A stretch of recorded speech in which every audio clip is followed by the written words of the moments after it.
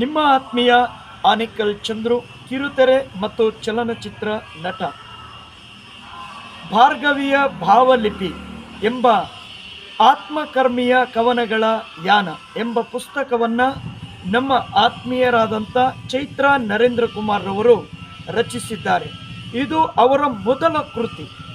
ಬಹಳ ಅದ್ಭುತವಾಗಿದೆ. ಪ್ರತಿಯೊಂದು ಸಾಲುಗಳು ಕೂಡ ಮನ ಮುಟ್ಟುವಂತಿದೆ, ಆತ್ಮಸ್ಥೈರ್ಯವನ್ನು ತುಂಬುವಂತಿದೆ. ದಯವಿಟ್ಟು ಎಲ್ಲರೂ ಕೂಡ ಈ ಒಂದು ಪುಸ್ತಕವನ್ನು, ಭಾರ್ಗವಿಯ ಭಾವಲಿಪಿ ಆತ್ಮಕರ್ಮಿಯ ಕವನಗಳ ಯಾನ, ಈ ಪುಸ್ತಕವನ್ನು ಖರೀದಿಸಿ ಓದಿ ಬೇರೆಯವರಿಗೂ ಈ ಪುಸ್ತಕದ ಬಗ್ಗೆ ತಿಳಿಸಿ. ಬಹಳ ಅದ್ಭುತವಾಗಿ ಬರೆದಿದ್ದಾರೆ.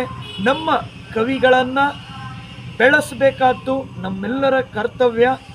ಅವರು ಮೊದಲ ಪ್ರಯತ್ನದಲ್ಲಿ ಅದ್ಭುತ ಸಾಲುಗಳನ್ನು ರಚಿಸಿದ್ದಾರೆ.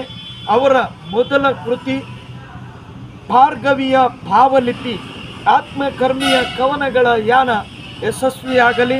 ಅವರು ಇನ್ನೂ 10 ಹಲವು ಕವನಗಳನ್ನು ರಚಿಸುವಂತಾಗಲಿ.